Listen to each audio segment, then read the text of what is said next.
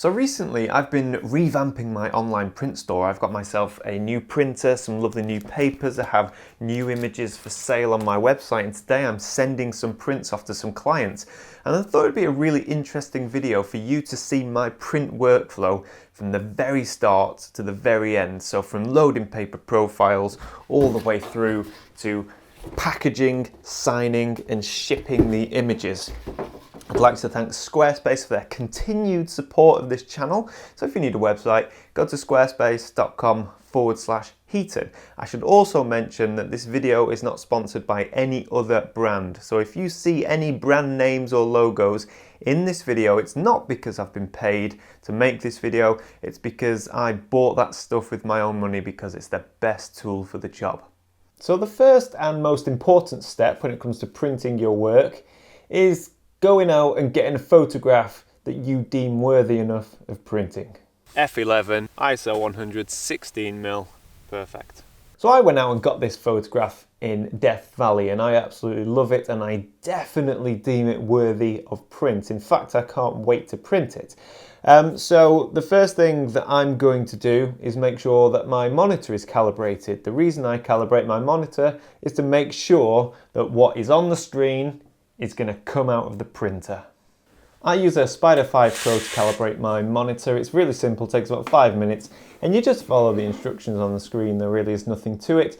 It makes a difference with the iMac because the iMac is very cool, and what the calibration software does is it just warms things up slightly and adjusts the brightness. So now that I've got an image that I'm happy with and my monitor is calibrated, I need to make a choice about paper, and I think this is quite an important decision. I like to think about how the image is going to look on different papers, and basically I have three main paper choices. One is like a matte finish fine art matte paper, one is a burrito, which is like a fine art semi-gloss, and the other one is a super high gloss paper. So this image, for example, is going to work very well on the burrito paper. And to be honest, most of my images will be on this paper because they look really good on this paper. This suits that kind of high contrast, nice detail, lots of saturation type pictures, you know, something similar to this one. Another paper that I like to use is this smooth cotton. This is 300 GSM. It's 100% cotton paper. It has a nice smooth matte finish, and this works really well with images that are like have a softer color palette. For example, something like this. This is my Dunes of Swakopmund image, and this is, you know, it's very painterly, so I think it works really well on a lovely smooth cotton fine art paper. Another one that I use from time to time is Canon's Pro Platinum paper, and this is like super high gloss. Works particularly well with my star of the show image. So I have my image, my monitor is calibrated, and I've chosen what I think is the best paper for this photograph. Now the next stage can tend to throw people off, but it's very important, and I'll try my best to explain it as easily and as simply as possible. I should also say at this stage that I print everything directly from Lightroom. So you buy a paper from a manufacturer. Now that manufacturer will give you the option to download a paper profile. Now every paper that you buy should come with its own profile. Let me try and explain. So here I've got two different papers. We've got a nice smooth matte cotton paper, and I have a semi-gloss burrito paper. If I was to print the same image with the same settings on these papers, they would look wildly different. The burrito paper holds blacks better, the image looks richer, more contrasty. The smooth cotton, the blacks will appear washed out and the colours will be slightly desaturated. Now, what you can do is you can download a profile for each paper. You load the profile into Lightroom, and then it gives you like a preview. It gives you a preview of how that image will look when printed on that paper. And then you re-edit the image so that it matches the image on your screen that doesn't have the profile assigned to it. So what you're trying to achieve is when you assign the profile to the image and it changes the image, you want to bring back the image to as close as possible to how it looked before you assign the paper profile to it. It's easier than it sounds. And then it gives you a very good, accurate representation of what's going to come out of your printer. Now, I would also like to say at this stage, you can download a generic profile from your manufacturer's website, and these are okay. But what you can also do is you can print your own color chart and you can send that off to the paper manufacturer. They'll take that color chart and they'll scan it and they will send you a personalized profile. Now this takes a lot of time. You've got to print it, you've got to package it, you've got to ship it to them. It can take anything from 3 to 4 to 5 days. So I did a test. I printed this image, one with a generic profile for that paper and one with a custom profile to that paper. And I was actually amazed at the difference. So the custom profile is calibrated exactly for my printer and my whole setup here, my whole system. Whereas the generic one, they're just kind of guessing. So yeah, you can see here the image on the left is the generic profile. The image on the right is the custom profile. And the image on the right has better color. There's more contrast. My advice is print off a color chart, ship it to your paper manufacturer. They'll do you a custom profile, usually for free of charge. So once I've assigned a paper profile to the image, it does change. I need to bring that back to how it was originally before the paper profile changed it. And then when I print the image, it's going to be pretty accurate to how that looks. But not always. What I find is some images, you can knock them out first time without any issues. Other images, such as this one, yeah, that can take 5 or 6 test prints. This image in particular, the trees of Deadvley, I just couldn't get the orange to look right. I couldn't get it looking natural. It was very difficult to work with, and I went through many test prints before getting one that I was happy with and that accurately represented my original image. It can just be trial and error. And I would always recommend doing test prints. It's expensive and it's annoying because you have to use ink and paper, but you only have to get it right once and then you're pretty much set. So I think it's well worth it. So now I've got a print that I'm happy with. I always like to do several checks. I like to hold it up against the window. I like to look at it just in the ambient room light. And I also like to inspect it looking at it through my ring light, because the ring light, it's almost like looking at it through a magnifying glass. You can see any imperfections in the print or in the paper. In this instance, you can see here there's a very faint strip along the side of the paper. This is actually a fault with the paper itself, where there appears to be some coating missing. That's difficult to spot, but when I hold it under the ring light and inspect it, then yeah, you can see, and that's no good. I should say that the manufacturer did send me some more paper, and that was just a bad batch, which does happen from time to time. But I don't think I would have spotted that unless I'd inspected it up close with the ring light. So now I have a print and I'm completely satisfied with it. There's nothing wrong with the paper, nothing wrong with the image. I leave it to dry for 24 hours. Now they are dry to touch out of the printer, but I like to give the ink time to really settle into the paper before disturbing it too much. So once this time has passed, I need to trim the paper because most of my images are a 4:5 ratio and my papers don't come in this ratio. They only come in A4, A3, A2, that kind of thing. So there is a bit of wastage, but that's fine, absolutely fine. So when it comes to cutting the prints, I use an Avery A2 precision cutter. This thing is awesome. It's self-sharpening, it gives a lovely cut, it's very accurate. And yeah, it's expensive for what it is. It's not a cheap cutter, but for me, it was just the best, most efficient option out there. And I prefer this to using a knife because I'm a bit clumsy and I can't tell you, if I was to do 10 cuts with a knife, at least 2 of them I would end up slipping and cutting the paper at a wonky angle or something like that. So for me, this precision cutter has been a really good investment. I always make sure to place a sheet of tracing paper over the image when cutting, just to ensure that the plastic strip on the cutter which holds the print in place doesn't leave any kind of marking or scarring on the print itself. The next thing I'll do with my print is sign, number and emboss it. The embossing is optional, and if you go onto my website you'll see that you do have the option as well to for me to sign and number the back of the print. Some people don't want the front signing and numbering because it can be distracting. Some people do. So it's entirely up to whoever orders the print. Signing a print is a funny one. For me, when I've sold prints now for a couple of years, and the most challenging thing isn't choosing the paper and printing the image and getting your paper profile and all that sort of stuff. The most challenging thing is signing it, and it sounds stupid, but it's not. A lot of papers don't. A lot of photographic papers don't take a pencil. So in an ideal world, I think everything should be signed with a pencil, and actually the smooth cotton does take a pencil, so not an issue. But the Beretta and the Canon Pro Platinum, they don't take pencil, so you have to use a pen. Now I'm not comfortable using something like a Sharpie because it can be quite destructive to the paper. So what do I use? Where's my pens? Sorry guys. So these are the pens that I use to sign my paper, or any paper that won't take a pencil. These are acid free, which means they're water-based and they're non-destructive, so they're not going to damage the paper.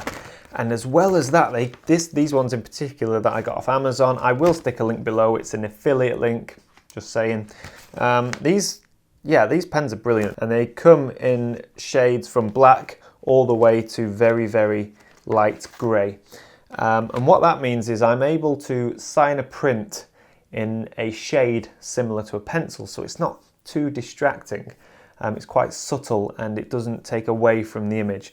These pens are fantastic. They come with two tips, so a fine tip similar to that of a marker pen, and also a brush tip, which is great if you want to do a really fancy signature, but I haven't got the success rate to use the brush, so I don't bother. But maybe one day, maybe one day.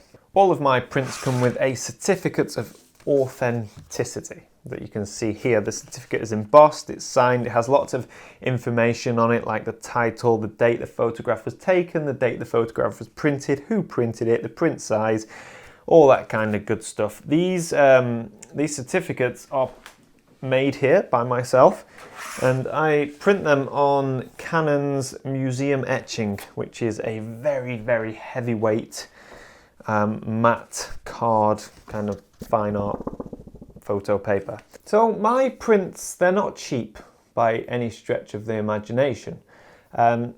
So I really like to add as much value as possible. So one way of doing that is them being limited edition.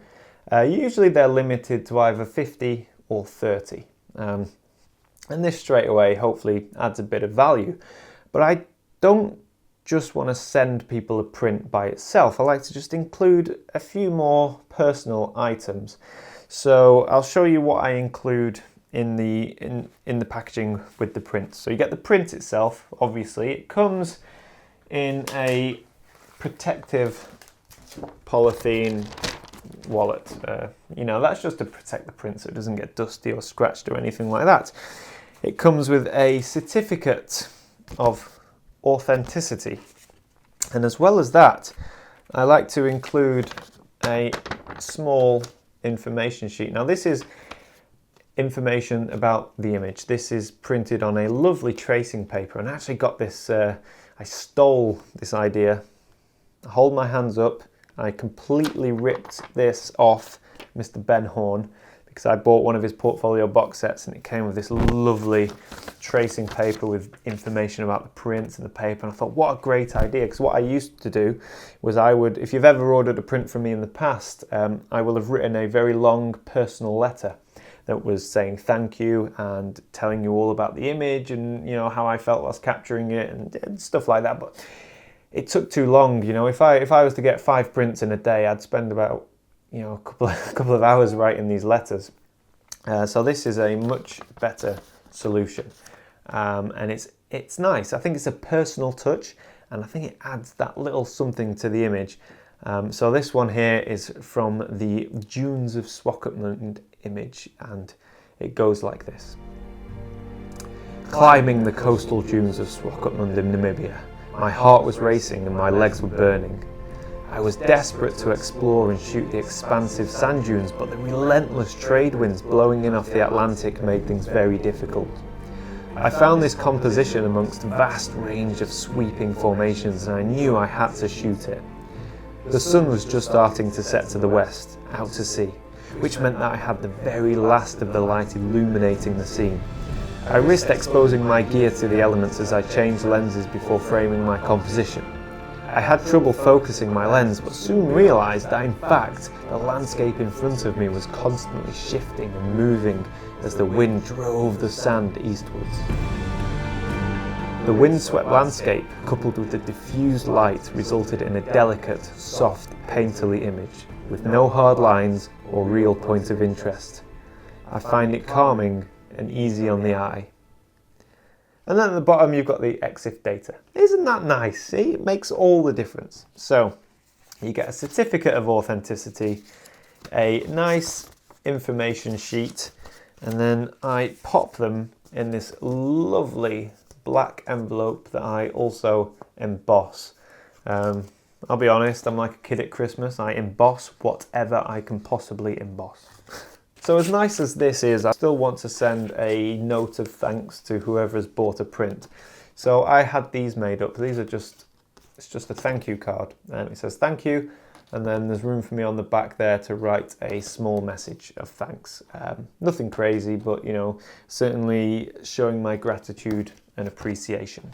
So this image, for example, comes in two sizes. It's 13 by 11 or 20 by 16. The 13 by 11s, they get sent flat. They're placed in a black presentation box. I then include the certificate, the information sheet, and a little thank you card, and I wrap it all in a book mailer. I send everything first class recorded if it's in the UK. If it's overseas, then it's signed and tracked. So every print comes with a tracking number. The larger prints, these have to go in a tube. I can't send the 20 by 16s flat. It's far too expensive. So I roll them and place them in a 15 centimeter reinforced tube. This is basically a very wide, very thick tube. The prints are safe as houses in there, they really are. So they're certainly well protected. I stuff the inside of the tube with tracing paper and then place in the thank you card and the certificate and all of those bits and pieces. And the reason I place the tracing paper in is just to stop it shaking around, which potentially could cause damage to the print, even though it's in a protective polythene bag. And that's it. And then I also ship those signed and recorded or tracked and signed. So that should give you an idea about my workflow when it comes to prints. With regards to selling prints, I'm certainly not a businessman. So I obviously put the prints on my website. I like to include a photograph, an image of the actual print itself. So not just an image of the image, but an image of the actual physical photograph. I think people appreciate this. Pricing comes down to how much the image means to me.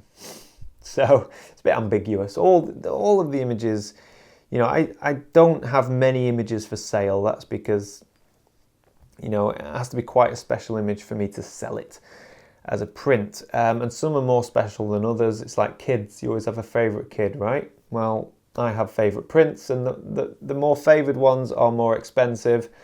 Maybe I worked really hard for it. Maybe it's really rare conditions and I know that it's not going to happen again for like 10 years or something like that. These are slightly more expensive and have a slightly higher run, usually 50 instead of 30. So yeah, that's it. I really hope that you've taken some value away from this video. Of course, if you want to buy a print, you can go to my website. You can see my prints for sale. All of the items I've linked to below if you're interested in any of those. And that just leaves me to thank Squarespace once again for sponsoring my channel. If you need a website, perhaps an online store to sell prints maybe, go to squarespace.com/Heaton and give it a go for free. It's a free free trial, 30-day free trial or something like that. Get a free trial, have a go for free basically. And if you like it and it's all going well for you, you can get 10% off your first purchase by using the offer code HEATON. So, that's everything. Thank you so much for watching, and until next time, bye for now.